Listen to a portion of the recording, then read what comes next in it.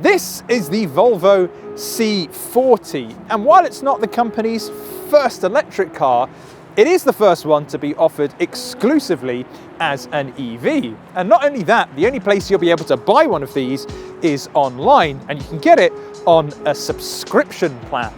Now, it sounds like the car of the future, and it's going to need to be because it has some seriously stiff competition from the likes of the Audi Q4 e-tron and Mercedes EQA. And we're going to find out today how it matches up to those rivals. But before I go any further, if you like what we do, give us a thumbs up and subscribe for more awesome videos just like this one. The C40 has historically been a family hatchback, but now this new C40 Recharge is more like a coupe-like version of the XC40 Recharge, so it's basically a crossover. Now, we've got pretty much the same front end as the XC40, including this very high bonnet line and also really quite sharp looks at the front, and there's also bits of cladding around the sides of the car and the base of the bumper to give you the impression that you can go through a very rocky car park without any issues. Also note we've got the blanked off grille because this is an EV, as well as the T-shaped LED headlights that are inspired by Thor's hammer. Currently there's only one wheel option, and it's these 20-inch alloys which look really good. The big change though is the new coupe-like roofline. Now, for the rest of the proportions, the C40 Recharge is pretty much exactly the same as the XC40 Recharge. They use even the same platform, but it's actually the roofline that's quite different. So not only does it have this sleeker silhouette, but it's actually 69 millimeters lower than what you have on the XC40, and that does give it a sleeker look. My favorite part of the car though are the rear lights, because it's like someone said, what would you like? Would you like horizontal lines or vertical lines? And someone said, well, why not both? So we've got a big vertical LED tail light up here, and then also these horizontal lines light up as well at night, and it just looks really stunning and accentuates that sleeker roofline.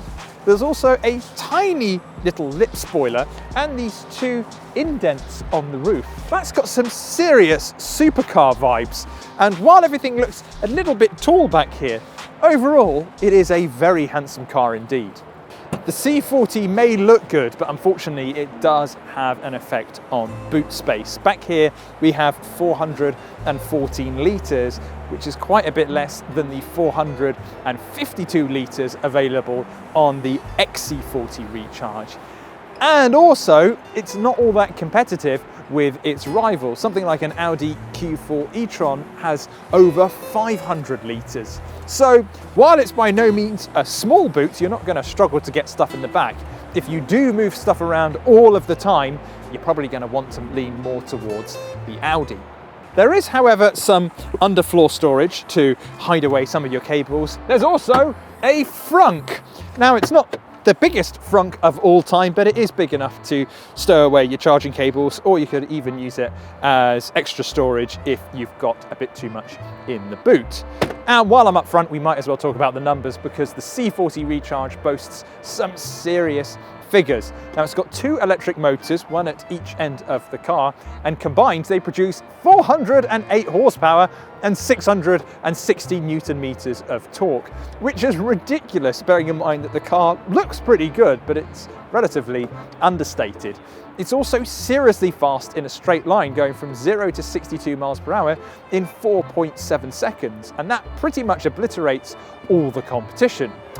However, that does come at the expense of range. From a 75 kilowatt hour that's usable battery capacity, you'll be getting 273 miles, which isn't bad, but it's also not great. Most of the C40 Recharge's rivals offer in excess of 300 miles, albeit at a slight cost of performance.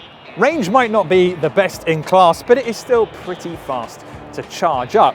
The C40 Recharge accepts up to 150 kilowatts of charging speed, meaning that if you find the right charger, you can go from 0 to 80% battery in just 40 minutes.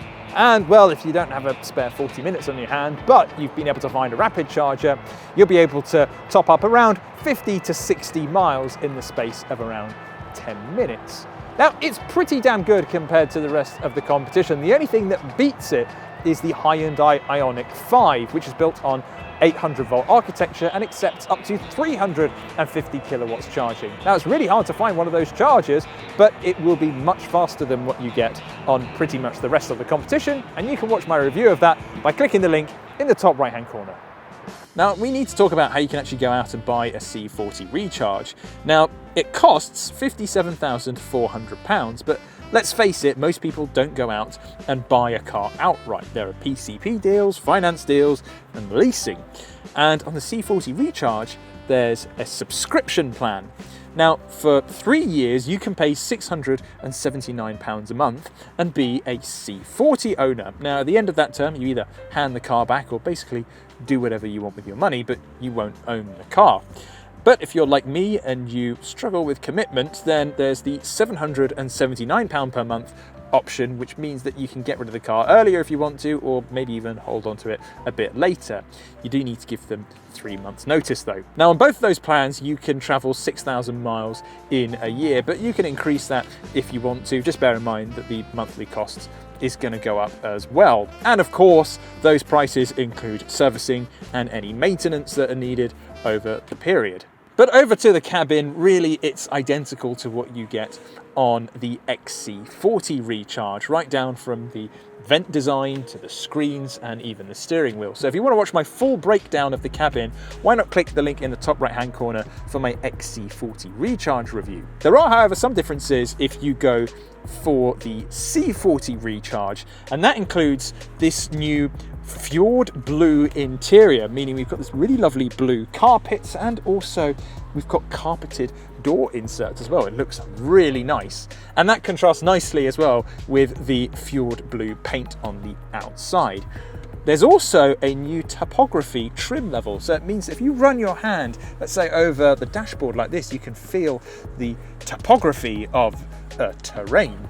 It's quite arty and really very nice. And also, there's no leather in the car. Anything that you see in here is leather free. So you've got faux leather at the sides of the seat here and on the steering wheel, but it feels of a nice high quality. And you also have suede in the center of the seats. Now, some people aren't a fan of having faux leather in their car, but I do think it feels like it's up to a high quality and you feel like you're in a premium product when you're sat inside the C40 Recharge. I was a bit worried getting into the C40 Recharge that this sloping roofline would cut into headroom a little bit, but it's actually pretty good. Now, I'm just under 6 foot, but I've got plenty of room still to go, and I think if you were 6 foot, you'd be all right too, but anybody a little bit taller, it might start to feel a little bit cramped. And in that case, you'd want to go for the XC40 Recharge instead. Legroom is pretty decent as well. Driver seat's in my position, and there's a fair bit of knee room. And it really brightens up the back having this fjord blue carpet, because this is usually quite a dull place to be, but with the blue carpet, it just feels a bit more airy. Hello from the left-hand side of the C40 Recharge, which we're driving in Belgium, and my first impressions are, there's a lot of cyclists around here. But in all seriousness, what really stands out is how fast it is. This is a seriously quick car, which is so funny because it's a family crossover. 0 to 62 in 4.7 seconds is just ridiculously fast. I mean, we're talking Tesla Model Y levels of performance, which shouldn't come as a huge surprise because then again, this thing costs £57,000. And so you expect it to be at least pretty impressive on the performance side of things. And on the surface, it doesn't feel massively compromised either. Yes, it's really fast in a straight line, but the suspension is really softly sprung. And you've also got this really nice steering feel, which you can actually change in the menu. You can either kind of have it a little bit more relaxed and a little bit lighter, or as what I've got it in at the moment, in its sporty mode, which genuinely adds some really nice weight to it. But speaking of weight, that's kind of where the C40 Recharge tends to fall over a little bit. It's 2.2 tons, which is a hell of a lot of weight. And it doesn't come as a huge surprise, really. Yes, it's a crossover, but it's an electric crossover, and EVs tend to be quite heavy. And because we're softly sprung, it does mean that if you apply the brakes, you do just tend to notice there's a little bit of lurching forward.